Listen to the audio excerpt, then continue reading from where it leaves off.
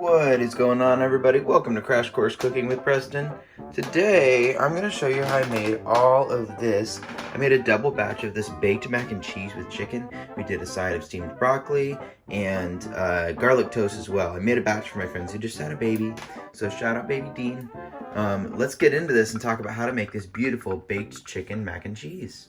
So, I've got everything prepped here and we'll talk about it in a minute. But I'm gonna actually start with my breadcrumb topping because that's gonna take a minute. So I have my 2 pieces of bread. I'm gonna put this in the toaster and let them toast and start to dry out. Once I have it all toasted here, I'm gonna rip these up in half and toss them in here with this guy. So let's do that right now. Okay, so I've got my bread toasted and ripped in half and it's fitting in my Magic Bullet. If you have another food processor or something like that, you can totally do that in there.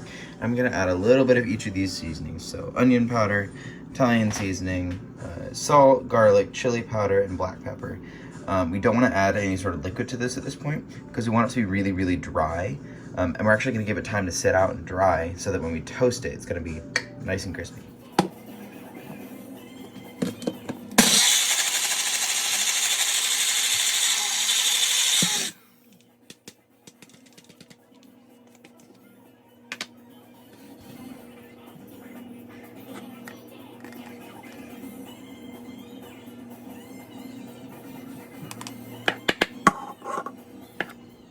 Now, if you have some bread that's already stale and about to go bad, you can totally just do this with stale bread. That's a great way to use really old bread. But I just got a fresh new loaf, so I'll just use that. I'm going to put probably about a quarter cup, so about a half a stick of butter in here, get it nice and hot, and then I'm gonna throw this in there and toast it all up. We're looking for a nice, really deep, rich, golden brown. And then everything should be nice and toasty, so there should be like very little, actually there really should be no moisture in this pan at all. So let's go ahead and do that. Okay, so I've got my butter melting in the pan. I've got it pretty high just because I'm impatient. But if you let it get pretty warm, you'll see all this foam. That's just the water content that's evaporating out of the butter. If you let it go a little bit longer, you'll get what's called browned butter. If you're not careful, that can turn into burnt butter, or as the French might call it, beurre noir. My French is terrible, apologize, but so you need to be careful. The brown butter is delicious because it adds a really nice, like, smoky nuttiness to it, which is, you know, totally welcome when there's a lot of big flavors going on. Might as well put one more in there. Nice little crispy top, you know. So you can see it's buttering pretty heavily, so I'm going to take it off the heat a little bit because I don't want it to go too crazy with the bubbles here. So once that gets nice and melted, since my pan's kind of small, I might do this in batches. I could do it in batches. We could do just a little bit at a time, but I'm just going to go all in. Why not? And right away, you're going to want to make sure that every little bit gets coated in butter, but also you don't want the stuff that hits the pan first is going to toast pretty heavily, and so you want to just keep it moving, especially working at such a high heat. This shouldn't take that long, but I'm going to keep it moving, and you may be able to see the bottom of the pan is completely dry. It almost looks like we put nothing in there, but as we keep going, you'll start to see little bits, yeah, especially if I turn it, little bits that are getting a little bit darker. So you got to be careful. I'm using whole wheat bread here, and so I really got to be careful that this doesn't get away from me and get too dark too fast. But I'm going to keep tossing this here, and when I'm done, I actually have a plate to transfer it to. If I put it back in that bowl, all the steam that we just created by cooking it, all that butter, you know, all the water content that was just in there, it's going to make the bread all mushy, and we don't really want to do that. So I'm going to spread it out so that air can circulate around it and liquid can continue to kind of fly out. Ooh, so you can see they're starting to get really dark. So you really got to be careful. If you're not super confident, turn down the heat. I'm taking mine off the heat so I can kind of control it. It's something I learned in culinary. If you want to do this fancy little toss, it's a pretty quick movement where you go up and you use the curve of the pan to kind of hook it back into the pan. You might make a little bit of a mess. Cooking's messy, that's okay. This is really hot. Definitely not job kids should help with. But we're gonna keep toasting this here. It's already smelling fantastic. That's the lovely thing about toasting. If you ever make like Indian food, you might use a lot of dried spices, but you always want to toast your spices first, because if you toast them, it releases all those oils and lovely aromatics. Your kitchen smells amazing, and that flavor is going to come through in the food. This can be pretty decadent and seasoned, excuse me, but it's only going to be on the very top, so everybody knows the best part of any sort of baked mac and cheese is always a nice crusty top on there. So this is just going to be a nice little treat to top our mac and cheese. Okay, so one of the sides I'm going to do with my baked mac and cheese is really simple steamed broccoli. The way that you prep broccoli, this is straight from the grocery store. I'm going to hold it. These are called broccoli heads, but we're going to cut them into something called florets. That's just like the little trees that you're used to seeing. So I'll trim off some of those little bits, and I'm going to hold the head on the cutting board upside down like this. I have my cutting board on a towel so it doesn't go anywhere, slightly wet, really sharp chef's knife. And I'm going to cut down and around, just using the tip of the knife. And you can see we're just going to cut into little bits like that. If maybe we need to go a little bit smaller, I might go in later and maybe trim them down and kind of get some smaller pieces like that. Bite size is what we're going for. That's always the goal. This stock, yes, it's edible, but it can be kind of what's called woody, which is not super fun, really fibrous and not great. So I'm just going to take those all off. And I'm going to put them in this colander, because although they spray their vegetables at the grocery store, it's always good to wash it off really, really well. It's going to go in a little pan with just a tiny bit of water, some salt, maybe some herbs, and we're just going to let it simmer and steam. It's going to be nice, bright green color. I'll show you what it looks like when it's done. Next, let's talk about boiling your pasta. So I've got a couple different types of pastas because I'm making a couple different batches. Large elbows, super traditional, macaroni sort of shape. But then I also have rigatoni. Obviously, you just want something kind of short. And if it's tubular, you got ridges and stuff on it, it catches all that cheese and sauce, and always a good time.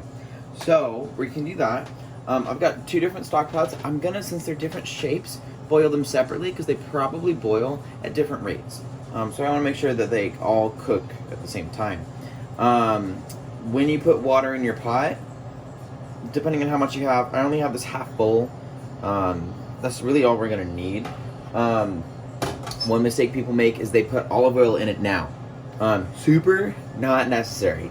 When you're putting olive oil in there, olive oil or oil in general and water do not mix.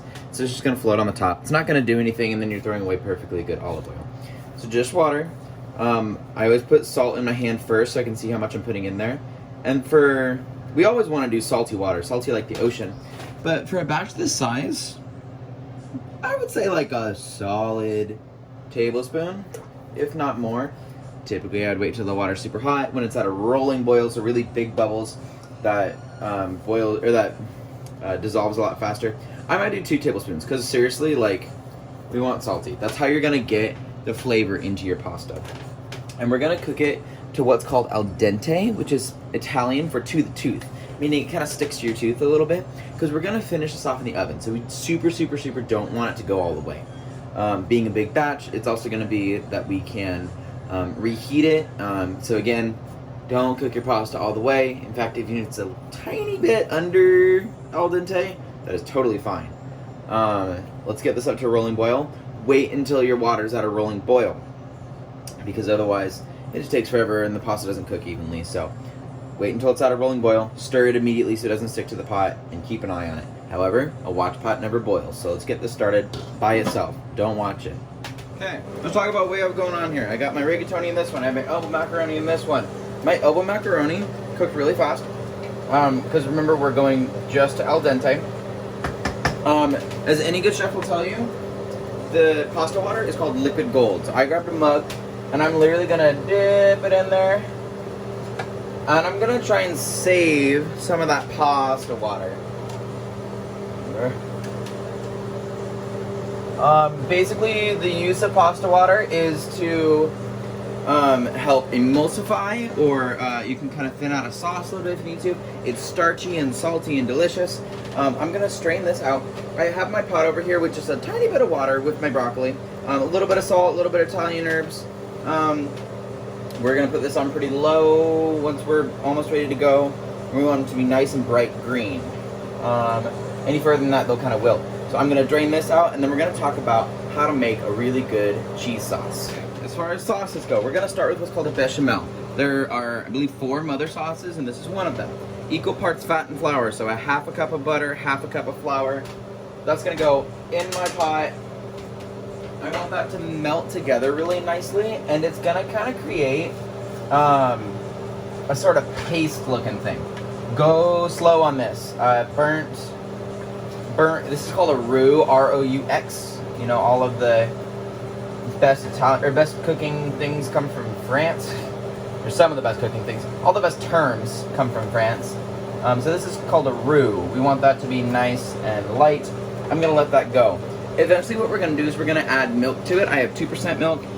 You could use whole milk, you could use 1%, all that sort of stuff.